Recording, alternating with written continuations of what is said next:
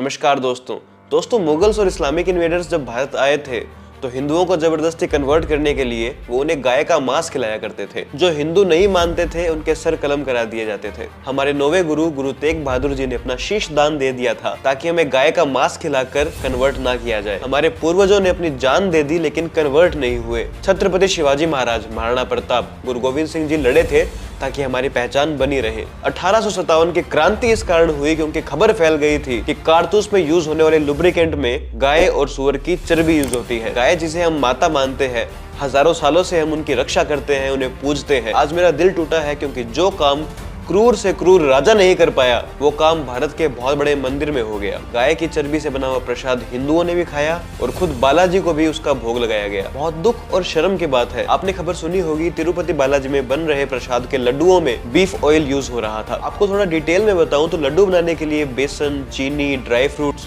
घी आदि चीजें यूज में ली जाती है। अब लड्डू बनाने में जो घी यूज हो रहा था उसमें गाय और सुअर की चर्बी और फिश ऑयल यूज हो रहा था। दोस्तों पहले ऐसा नहीं होता था। पहले घी कर्नाटका मिल्क फेडरेशन की कंपनी नंदनी से आता था। नंदनी ब्रांड का घी हमेशा A1 रहा है, लेकिन पिछले साल घी की कुछ प्राइस बढ़ने के कारण TTD तिरुमला तिरुपति देवस्थानम ने नंदनी घी का यूज करना बंद कर दिया क्योंकि घी का प्राइस थोड़ा बढ़ गया था। अब बहुत बड़ा सवाल ये उठता है कि तिरुपति बालाजी देश के कुछ उन मंदिरों में से एक है जहाँ लाखों करोड़ों का चंदा आता है, लाखों करोड़ों का चढ़ावा आता है, लेकिन इस सब के बावजूद मंदिर की कमेटी को सस्ता माल क्यों चाहिए? मंदिर की कमेटी ने पिछले साल बिडिंग सिस्टम स्टार्ट किया था। जिस टेंडर में रेट सबसे कम होंगे टेंडर उसको मिल जाएगा। उसके बाद बिडिंग हुई और जिसको टेंडर मिला उसका प्राइस था 320 रुपए पर केजी। इससे समझ आता है कि ये देसी घी कभी 320 रुपए पर केजी आ ही नहीं सकता, ये घी मिलावट वाला ही होगा। लेकिन एक और चीज नोट करने वाली ये है कि मंदिर की जो कमेटी है सीधे गवर्नमेंट के अंडर आती है। एक साल पहले जगन मोहन रेड्डी की YSRCP की गवर्नमेंट वहां थी। जगन मोहन रेड्डी कितने बड़े क्रिश्चियन अपीजर है ये किसी छुपी बात नहीं है। यहाँ तक कि तिरुपति बालाजी के मंदिर में क्रिश्चियंस को नौकरी तक मिली हुई है।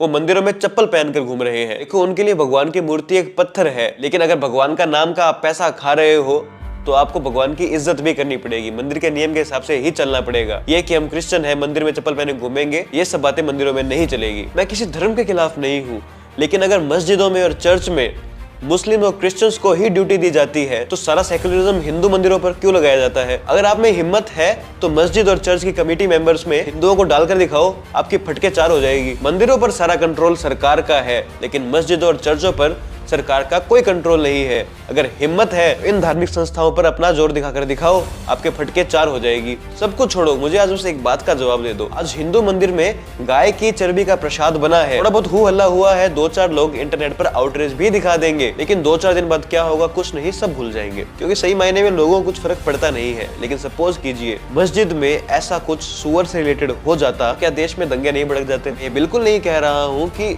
हिंदुओं को दंगे भड़काने हैं, हमें इतना कट्टर नहीं होना है। और मेरा मानना यह है कि सिर्फ गाय की बात नहीं है, किसी भी जानवर को मारकर काट कर खाना बहुत ज्यादा गलत है। सही बात यह है कि बात धर्म की आ गई है। हिंदुओं के धर्म के खिलाफ कुछ भी बोलो, पॉलिटिकल रैलीज में कुछ भी बोलो, इन पर फिल्में बना दो, इन पर वेब सीरीज बना दो, इन पर गंदे गंदे डायलॉग बना दो, इन पर आइटम सॉन्ग्स बना लो। क्या है, हिंदू 2 दिन बोलेंगे उसके बाद चुप हो जाएंगे। सही बात तो ये है कि अब इन लोगों को बॉयकॉट करने का समय आ गया है।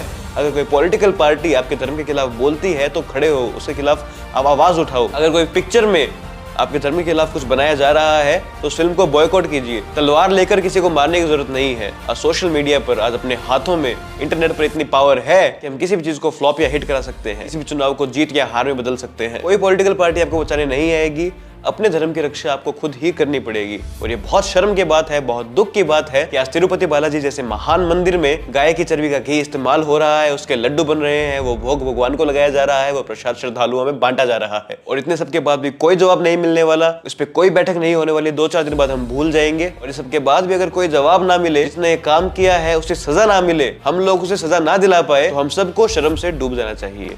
बहुत बहुत धन्यवाद। मेरे वीडियो को प्लीज ज्यादा से ज्यादा लोगों तक पहुंचाए। इस वीडियो को लाइक करें, कमेंट करें, इसके रीच बढ़ाएं। मेरा चैनल नया है, इसे सब्सक्राइब कीजिए। ऐसे ही मैं देश और धर्म की बातें करता रहूंगा। जय